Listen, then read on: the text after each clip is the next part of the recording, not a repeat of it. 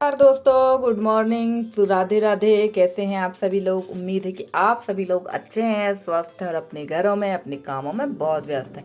तो दोस्तों, आप लोग तो अच्छे हैं पर मैं फ़िलहाल बिल्कुल भी अच्छी नहीं हूँ। आप लोग मेरे काम से ही समझ पा रहे होंगे। यहाँ मैंने वीडियो जो है एकदम भी फास्ट में नहीं किया है। मैंने बिल्कुल जो नॉर्मल स्पीड रहती वही स्पीड में मैंने यहाँ वीडियो कर रखा है।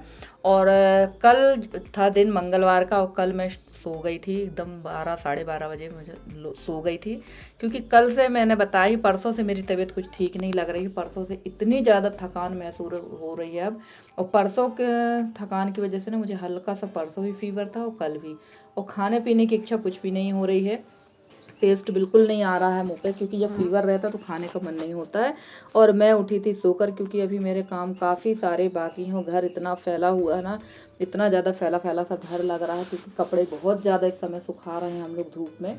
तो आप लोग देख ही रहे हैं लगातार काफ़ी ब्लॉग से। और कमेंट भी कहो एक आध दिन आ ही जाए कि आपने बस कपड़े ही सुखाती रहती हो, एक कमेंट आ भी चुका है। तो आप लोग समझिए मेरी परेशानी को कि भाई 4 महीने से कपड़े जो खुले में रखे हुए, जो ट्रंक में रखे हैं वो तो ठीक है। आपने देखा होगा कक्का जी के कमरे में दीवान के ऊपर मैंने कुछ कपड़े खुले ऐसे रख दिए थे, उसके ऊपर एक प्लास्टिक की सीट ढाक दी थी। बस वही कपड़े धीरे धीरे सुखा रहे हैं और लगभग रोज़ ही सुखा रहे हैं उनमें, क्योंकि जितनी धूप लगेगी उतना अच्छा। वैसे तो मुझे इन सब की धुलाई करना है, पर अब बिल्कुल धुलाई का काम नहीं करूँगी। अब मैं 15 दिन बिल्कुल रेस्ट करूँगी। रेस्ट यानी जो रेगुलर काम है वही काम करूँगी। उसके बाद जब पितृपक्ष चालू होगा उसके बाद से ही, नवरात्र से ही घर की पुताई शुरू करवा देना है और कपड़ों की धुलाई शुरू करवा देना है। तो ये काम जब होंगे तब होंगे, क्योंकि अभी रेस्ट करना भी ज़रूरी है। लगभग 20 दिन से हम लोग लगातार परेशान हैं। 13 दिन 13वीं का, फिर 14वां दिन भी, और परसों अमावस्या भी थी। तो परसों भी हम लोगों को काफ़ी घर का भी काम करना पड़ गया, प्लस बड़े ससुर जी के यहाँ जाके वहाँ भी। और फिर घर आकर आपने देखा था कि पोला पिठोरा की तैयारी भी मैंने की थी। बीच के जो ब्लॉग है वो तो मैं आप लोग के साथ शेयर नहीं कर पाती हूँ, क्योंकि ऑलरेडी ब्लॉग काफ़ी लंबे हो जाते हैं। और पिछले ही ब्लॉग में मैंने बताया कि मैं हर किसी के यहाँ का ब्लॉग बनाना पसंद नहीं करती हूँ, क्योंकि भाई किसी को पसंद है किसी को नहीं है। पहले तो आदमी हाँ कह देता कि हाँ बना लो, बाद में पीठ पीछे कहते यार हमारा ब्लॉग बना दिया। तो मैंने वहाँ का कोई ब्लॉग शूट नहीं किया था। तो चलिए, यहाँ मैं मुंह हाथ धोकर आई थी। सबसे पहले कपड़े बिस्तर के हटाए मैंने, उसके बाद मैंने कंघी वगैरह की, क्योंकि आप यकीन नहीं मानेंगे रविवार के दिन मैंने सिर धुला था और रविवार से यानी कल मंगलवार था, कल मेरी कंघी हुई है। बाल वैसे ही बंधे थे मेरे। और मुझे ध्यान आया जब मैंने अपने बालों को देखा कि यार मेरे बाल तो ऐसे खड़े हैं जैसे करंट लगा हो। तो मैंने कंघी की और ध्यान आया कि यार रविवार को मैंने बाल धुले थे जब से मेरे बाल ऐसी तरह से बंधे हुए हैं, कंघी भी नहीं लगी थी। और मैं दिखा रही थी कपड़े, देखिए इतने कपड़े तो यहाँ फैले हैं और बाहर भी कंबल वगैरह सारे फैले हुए हैं। और ये जो रेड सा कंबल दिख रहा है, रेड ब्लैक, यहाँ से लेके ये 3 4 कंबल मुझे धुलना है। फर्स्ट वाला कंबल और लास्ट वाला जो है ये धुला हुआ है। तो ये कंबल मुझे धुलना है, क्योंकि इनमें बहुत ज़्यादा धूल टाइप की है। तो अभी तो नहीं धोएंगे, क्योंकि तबीयत ठीक नहीं है, बताया ही मैंने। बहुत थकान है और हल्का सा फीवर है।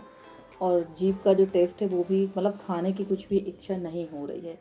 तो चलिए, सबसे पहले कपड़े जो फैले हुए हैं इनको उठा के रख देते हैं, उसके बाद लगते हैं काम पे, क्योंकि मुझे बनाना थी गुजिया। खोवा मेरा रविवार के दिन का बना हुआ है, तो बना ही लेते हैं, वरना वो खोवा भी ख़राब हो जाएगा। आप कितने भी दिन फ्रिज में खोवा रखिए, कुछ दिनों के बाद ख़राब हो जाता है, क्योंकि दूध वाला जो आइटम है वो ज़्यादा दिन तक, चाहे फ्रिज हो चाहे खुले में हो, ज़्यादा दिन तक रहता नहीं है। तो चलिए, सबसे पहले ये जो बैग है इसमें मैं सारे कपड़े धुले वाले रखती हूँ, खासकर चादर और तकिया कवर।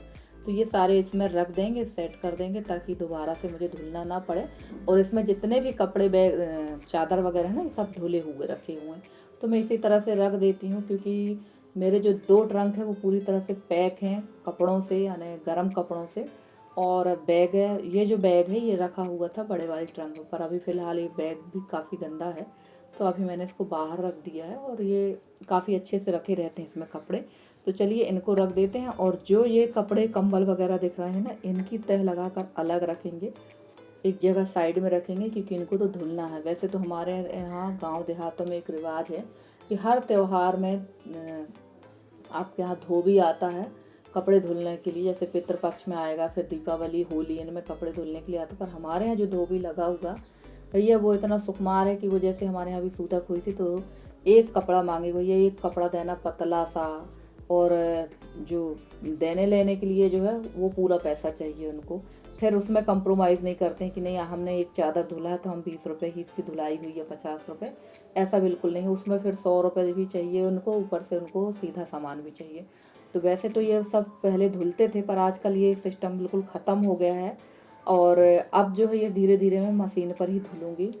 तब तक मेरा थोड़ा पानी भी स्टोरेज हो जाए, क्योंकि अभी मेहमान वगैरह भी थे और पानी भी हमारे यहाँ एक ही दिन के अंतर में आता है। तो थोड़ा सा पानी हमारे यहाँ भर जाए, उसके बाद इनकी धुलाई करूँगी। किसी दिन लग के पूरे दिन ही इनकी धुलाई करना है, चाहे 2 घंटे 4 घंटे लग जाए इनको धुलने में। और थोड़ा सा स्वास्थ्य भी ठीक हो जाए, रेस्ट हो जाए, और जब तक तीज ईज का त्यौहार भी हो जाए। अब आप लोग सोच रहे हैं कि यार निधि अभी तो मैक्सी पहनी हुई थी और अब इसने साड़ी पहन ली। हुआ ये कि मैंने जैसे कि बताया कि मुझे गुजिया बनाना थी, और जैसे ही मैंने जाकर देखा बाल्टी पे तो सूजी नहीं थी, और यशी ने बताया ही नहीं कि घर पे सूजी ख़त्म हो गई। वरना मैं जबलपुर गई थी और आपने मेरे न्यू चैनल पे देखा होगा कि डी-मार्ट से कुछ सामान भी लाई थी, तो मैं वहीं से सूजी भी ले आती। सूजी का एक पैकेट रखा हुआ था जिसमें मुश्किल से आधी कटोरी सूजी थी। तो फिर मैंने साड़ी पहनी और जाकर सामने दुकान से मैं फिर सूजी लेकर आई। तो सूजी लेकर आकर सबसे पहले यहाँ मैं चालने बैठ गई हूँ। मैंने सोचा चलो साड़ी ही पहने रहते हैं, कौन बार बार कपड़े चेंज करे।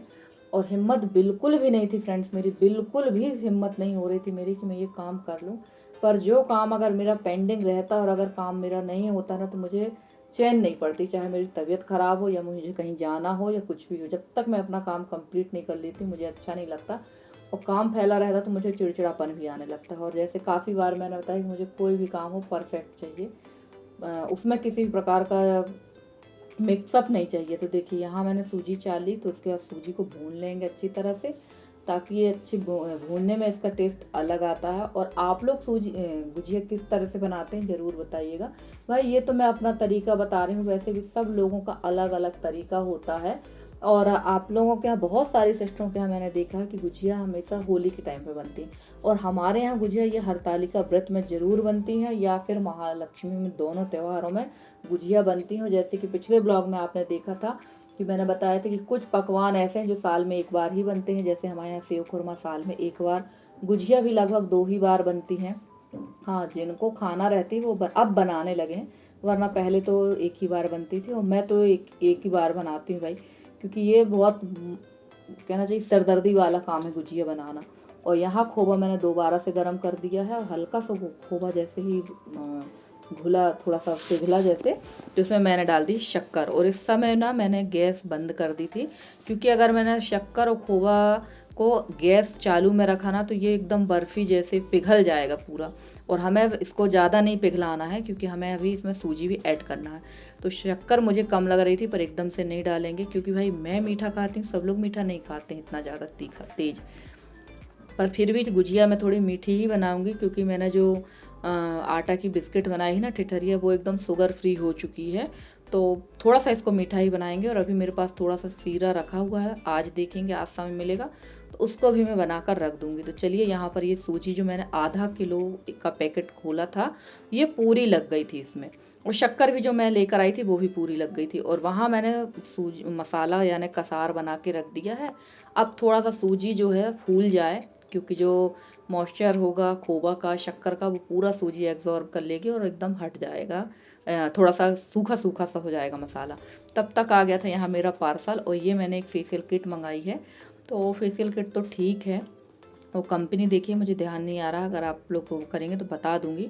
ये मुझे 140 रुपये में 2 किट आई हैं, बट इसमें सारी चीज़ें तो ठीक है, पर इसमें फेस पैक नहीं है। फेस पैक जो होता है ना वो नहीं है, 4 स्टेप के लिए तो है पर फेस पैक नहीं है। और अब 140 रुपये में हाथ ही तो मिलेगा नहीं खरीदने में, यही मिलेगा। तो 140 रुपये में 2 किट आई हैं, जबकि मुझे उसमें एक शो हो रहा था, बट इसमें 2 मिली हैं। और इसका रिव्यू काफ़ी अच्छा है, ये ख़राब नहीं है। रिव्यू देखकर ही मैं कोई भी सामान लेती हूँ, तो मैं बता दूँगी कि कौन सी है। और 2 किट मिली हैं इसमें, देख लेते हैं, पर फेस पैक नहीं है। तो चलिए अब ठीक है, फेस पैक जो अलग से मेरे पास वही यूज़ कर लेंगे। तो इसको फ़िलहाल रख देते हैं और चलते हैं अंदर की तरफ। अब गूँथ लेंगे हम लोग मैदा और उसके बाद करेंगे बाकी की तैयारी। वैसे तैयारी तो सब हो गई है, और मैदा भी चाल लेंगे। थोड़ा सा इसमें मैंने मोइन डाला था और नमक नहीं ऐड किया है इसमें, पपड़ी में, और इसके बाद इसको कड़ा गूँथ लेंगे। और इतना कड़ा गूँथा था मैंने कि बाद में मुझे परथल लगाकर बेलना पड़ा था। आप सोच लीजिए कितना कड़ा गूँथा होगा।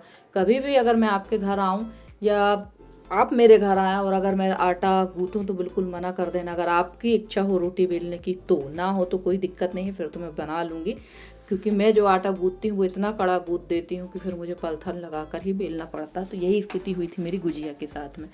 और सच कहूँ तो बड़ा आराम से काम कर रही थी। मैंने काम शुरू किया था लगभग 3 बजे से, और मुझे ये सब करते करते 7 बज गए थे, क्योंकि मैं थोड़ा काम कर रही थी फिर बैठ जा रही थी, थोड़ा काम कर रही थी फिर बैठ जा रही थी। अभी मैं वॉइस ओवर कर रही हूँ, फिर भी मेरी हिम्मत नहीं हो रही थी कि मैं वॉइस ओवर करूं। आज लग रहा था वीडियो ना डालूं, पर ऑलरेडी चैनल का इम्प्रेशन डाउन होता जा रहा है मेरा। तो मैंने कहा चलो जब मेरे पास ब्लॉग है तो डाल ही देते हैं। और नए चैनल पर भी मैंने ब्लॉग अपलोड कर दिया है 1 बजे करीब, 1 बजे की टाइमिंग है उसकी, तो आप लोग उसमें भी जाकर देख सकते हैं। तो चलिए, यहाँ पर जो है मैंने गूँथ लिया है मैदा, और आप लोग भी मैदा में बनाते होंगे पूरी उम्मीद है, क्योंकि काफ़ी लोग आटे का उपयोग करते हैं, पर हम लोग आटे का उपयोग नहीं मैदा का ही करते हैं। और यहाँ बैठ गई थी मैं अकेले ही बेलने के लिए। अब आप लोग कहेंगे यशी कहाँ है, तो यशी है घर में। असल में अभी यशी के पास बच्चे आ रहे हैं कुछ पढ़ने के लिए, तो यशी उनको पढ़ा रही थी। तो मैंने कहा चलो भाई तुम उनको पढ़ा लो, क्योंकि वो काम भी ज़रूरी है। और वो बच्चे जाएंगे लगभग 6 बजे या 7:30 बजे। तो वैसे यशी ने जल्दी छुट्टी कर दी थी उनकी 6 बजे ही। और मैं बैठ गई थी यहाँ पर छोटी छोटी पूरियाँ बनाने के लिए मैदा की। और जैसे कि मैंने बताया कि आटा मैंने काफ़ी कड़ा गूँथा था, और अभी मैं लगाऊंगी परथन। और ये मेरी स्पीड है, क्योंकि कभी कभी दिखाना ज़रूरी होता है अपनी जो नॉर्मल स्पीड होती है। और इस तरह से मैं यहाँ बना रही। और देखिए, ये देखिए मैंने इतना कड़ा गूँथा था ना कि ये पूरा बेलन में ही चिपक गया था आटा। और बाद में मुझे परथन लेकर इसमें लपेटना पड़ा, और तब कहीं जाके हमारी ये पूड़ियाँ बनी थीं। और सच कहूँ तो गुजिया जो बनाना है ना, वो एक अकेले आदमी का काम नहीं होता है, कम से कम इसमें 2 लोगों की ज़रूरत तो पड़ती ही है। लास्ट में यसी ने भी काफ़ी हेल्प कर दी मेरी। यसी मैं बेलती गई, यसी भरती गई।